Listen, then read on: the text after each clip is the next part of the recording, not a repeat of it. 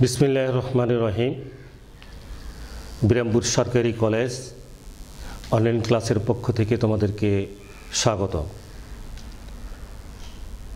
প্রিয় ছাত্রছাত্রীবৃন্দু, আসসালামু আলাইকুম। আজকের যে বিষয়টি নিয়ে তোমাদের সামনে আলোচনা করব সেই বিষয়টি হচ্ছে উৎপাদনের উপকরণ।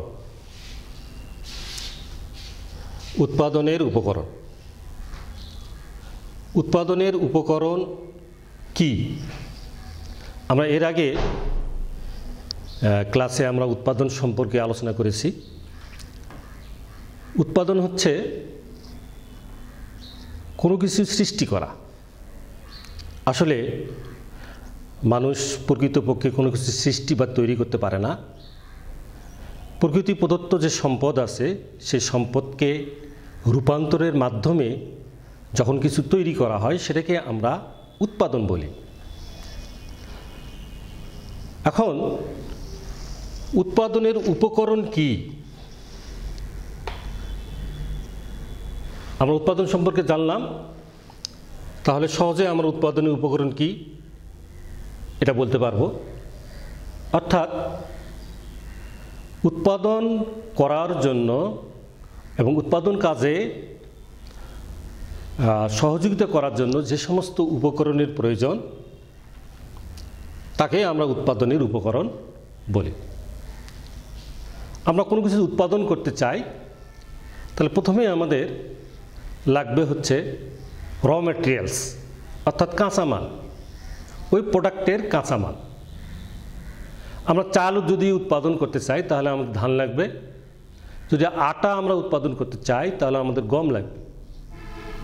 যদি আমরা ইলেকট্রিক কোনো পণ্য উৎপাদন করতে চাই, যেমন টিভি, ফ্রিজ, তাহলে এগুলোর জন্য প্রয়োজনীয় যে সমস্ত ম্যাটেরিয়ালস, উপকরণ, সেগুলো লাগবে।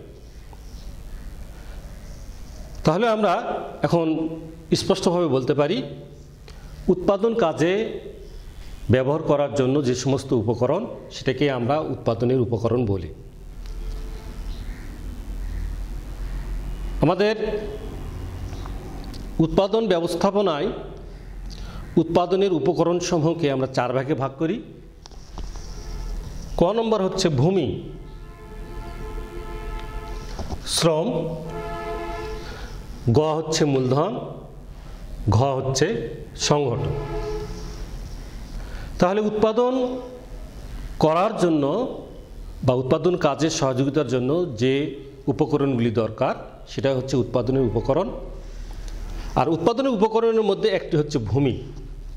আমরা যে সমস্ত কাঁচামালগুলি উৎপাদনে ব্যবহার করি ওটা ভূমি ছাড়া উৎপাদন করা সম্ভব নয়। যেমন আমরা চাল উদাহরণ দিলাম, যে চাল যদি আমরা উৎপাদন করি তাহলে আমাদের ধান লাগবে, আর ধান উৎপাদনের জন্য আমাদের ভূমি লাগবে। যদি আমরা আটা তৈরি করি অথবা বেকারি যে সমস্ত পণ্য আছে খাবার, সেগুলো উৎপাদন করতে কি লাগবে? আটা লাগবে। আর আটা তৈরি করার জন্য গম লাগবে, আর গমের জন্য ভূমি লাগবে যেখানে আমরা গম চাষাবাদ করব বা উৎপাদন করব। তাহলে ভূমি হচ্ছে উৎপাদনের একটা উপকরণ। এই ভূমি একটা আদি এবং মৌলিক উপকরণ। ভূমি কখনো স্থানান্তর করা যায় না, এটি হচ্ছে প্রকৃতির দান। ভূমি হচ্ছে বৈশিষ্ট্য হচ্ছে এটা প্রকৃতির দান। এটি কখনো এক স্থান থেকে অন্য স্থানে নিয়ে যাওয়া যায় না। এটা আদিম এবং অক্ষয়। আমরা সেই প্রাচীন থেকে ভূমি দেখে আসছি, এখনো সেই ভূমি আছে, সেখানে আমরা উৎপাদন করি। তাহলে আমরা বুঝতে পারলাম যে উৎপাদন উপকরণের মধ্যে একটা হচ্ছে ভূমি। এই ভূমি ছাড়া কখনো কোনো কিছু উৎপাদন করা যাবে না। এখন এই ভূমিতে ধান কিন্তু এমনিতেই উৎপাদন হবে না। আমরা যদি গম লাগাই এমনিতেই উৎপাদন হবে না, অথবা যে কোনো কৃষিকাজের ক্ষেত্রে, যে কোনো উৎপাদনের ক্ষেত্রে সেটি কিন্তু আপনা আপনিতেই উৎপাদন হবে না। সেটি উৎপাদন করার জন্য কিছু শ্রমিক লাগবে। অর্থাৎ কিছু শ্রমিক সেখানে লাগবে সে শ্রম, সেই শ্রমিক শ্রম দেওয়ার মাধ্যমে আস্তে আস্তে সেখানে একটা প্রোডাক্ট বা একটা ফসল উৎপাদন করা সম্ভব হবে। তাই উৎপাদনের উপকরণ সমূহের মধ্যে খ নম্বর হচ্ছে, দ্বিতীয় উপকরণ হচ্ছে শ্রম। এই শ্রম ছাড়া কোনো কিছু উৎপাদন করা সম্ভব নয়। আমরা ভূমিতে উৎপাদন করি, আর মেশিনে উৎপাদন করি, বা কোনো কারখানায় উৎপাদন করি, মাছ চাষ করি, বা যে কোনো উৎপাদনের ক্ষেত্রে শ্রম একটি অত্যন্ত গুরুত্বপূর্ণ উপকরণ। এই উপকরণ ছাড়া আমরা উৎপাদন করা আমাদের পক্ষে সম্ভব নয়। এজন্য শ্রমকে একটি জীবন্ত উপাদান বলা হয়। কারণ শ্রম থেকে শ্রমিককে কখনো আলাদা করা যায় না। শ্রম থেকে শ্রমিককে কখনো আলাদা করা যায় না। আবার যদি কোনো শ্রমিক শ্রম দিয়ে তার বিনিময়ে টাকা গ্রহণ না করে, তাহলে সেটাকে আমরা শ্রম বলবো না। অর্থনীতির ভাষায় বা ব্যবসা বাণিজ্যের ভাষায় শ্রম হইতে গেলে সেটিকে আমাদের অবশ্যই তার বিনিময়ে টাকা গ্রহণ করতে হবে।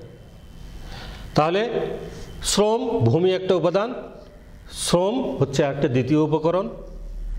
তাহলে উৎপাদন করতে গেলে যেমন ভূমি লাগে, সেরকম ভূমিতে কোনো কিছু উৎপাদন যদি আমরা করতে চাই সেটা এমনিতে হবে না, তার জন্য আমাদের শ্রম দিতে হবে। আর সেই শ্রমিক দিবে, যে শ্রম দিবে তাকে আমরা শ্রমিক বলি। আর এই শ্রমটাই হচ্ছে একটা জীবন্ত উপাদান। তৃতীয় উপকরণ হচ্ছে মূলধন। আমার ভূমি আছে উপকরণ, আমার লেবার আছে, আমার শ্রমিক আছে। আমি উৎপাদন করতে পারবো না যদি আমার মূলধন না থাকে।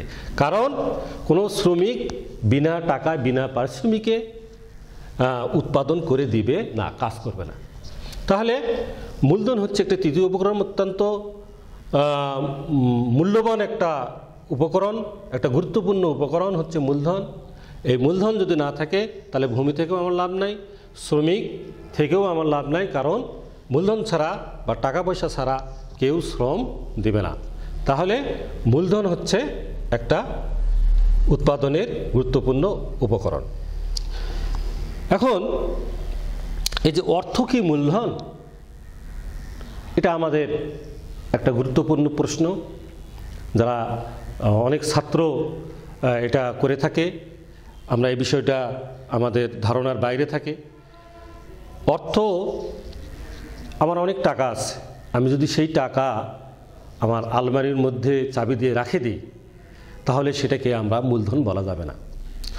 অর্থকে আমরা তখনই মূলধন বলতে পারবো যখন ওই অর্থ দ্বারা কোনো কিছু উৎপাদন করা হবে এবং পুনরায় অর্থকে পুনরায় আবার উৎপাদন কাজে ব্যবহার করা হবে, তখন তাকে আমরা মূলধন বলবো। আমরা উদাহরণ দিলে বলতে পারি, আমার কাছে যদি 20,000 টাকা থাকে, তাহলে সেটা দিয়ে আমি ব্যবসা করব। ব্যবসা করার পরে আমার মালটা বিক্রি করার পরে আমি আবার মাল কিনে আবার ব্যবসা করব। এইভাবে আমার লাভ হতে থাকবে। অর্থাৎ মূলধনকে পুনরায় আবার লাভের উদ্দেশ্যে পুনরায় ব্যবহার করাকে আমরা মূলধন বলবো। তাছাড়াও মূলধনের শুধু টাকা পয়সা ছাড়াও আমরা আমাদের মেশিন, আমাদের স্থায়ী কিছু সম্পত্তি আছে, তারপরে দালান কোঠা, এগুলোকেও আমরা মূলধন বলতে পারবো। এখন এই ভূমি, শ্রম, মূলধন, এই তিনটি উপাদানের মাধ্যমে আমরা উৎপাদন করতে পারবো। কিন্তু এই তিনটে উপাদানকে একত্রিত করে, এই তিনটে উপাদানকে সমন্বয় করে যদি আমি উৎপাদন না করি, তাহলে কিন্তু আমি সাকসেসফুল বা সফলতা অর্জন করতে পারবো না, বা কোনো কোম্পানি বা যারা প্রডিউসার বা যারা উৎপাদক তারা সফল হতে পারবে না। তাই ভূমি, শ্রম এবং মূলধন সংগঠনকে সঠিকভাবে প্রপার ইউটিলাইজ করার জন্য, সঠিকভাবে ব্যবহার করার জন্য আমাদের একটা সংগঠন প্রয়োজন। এই সংগঠনটা কি? দুই বা ততোধিক ব্যক্তি মিলে কোনো উদ্দেশ্য অর্জনের জন্য একত্রিত হওয়াকে সংগঠন বলে। দুই বা ততোধিক ব্যক্তি মিলে কোনো উদ্দেশ্য সফল করার জন্য যখন তারা কোনো পরিকল্পনা গ্রহণ করে, এবং সেই অনুযায়ী কাজটা করার জন্য তাদের কার্যক্রম চালায়, তাকে আমরা সংগঠন বলি। এই সংগঠন কয়েকটা ভাগে ভাগ করা যায়, যেটা আমরা আরও পরবর্তী ক্লাসে আলোচনা করব। যেমন এক মালিকানা সংগঠন, অংশীদারি সংগঠন, যৌথ মূলধনী সংগঠন, তারপরে ব্যবসায়ী জোট, এই ধরনের আমরা এই সংগঠনকে ভাগ করতে পারি। এই বিষয়টা আমরা পরে বিস্তারিত আলোচনা করব। তাহলে আমরা আজকে উৎপাদনের উপকরণ সমূহ কী শিখলাম? উৎপাদনের উপকরণ কি? উৎপাদনের উপকরণ সমূহ হচ্ছে 4 প্রকার। এক নম্বর হচ্ছে ভূমি, 2 নম্বর উপকরণ হচ্ছে শ্রম, 3 নম্বর উপকরণ হচ্ছে মূলধন এবং 4 নম্বর উপকরণ হচ্ছে সংগঠন। তো প্রিয় ছাত্রছাত্রীবৃন্দু, আজকে এতটুকু আলোচনা করেই আমি তোমাদের সকলকে ধন্যবাদ জানিয়ে পরবর্তী ক্লাসে অনলাইন ক্লাসে এই পাঠ শোনার আমন্ত্রণ জানিয়ে আমি আমার আজকের পাঠ এখানেই শেষ করলাম। আসসালামু আলাইকুম ওয়া রাহমাতুল্লাহি ওয়া বারাকাতুহু।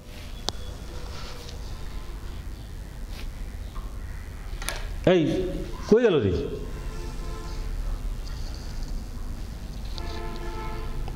ছাত্রছাত্রীবৃন্দু,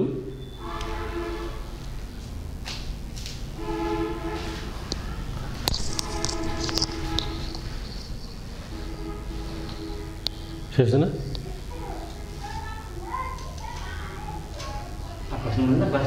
শেষ। কত নিব ক্লাস? আমি অত বেশি নেই না, আরটা ছিল দেয় ভাই না।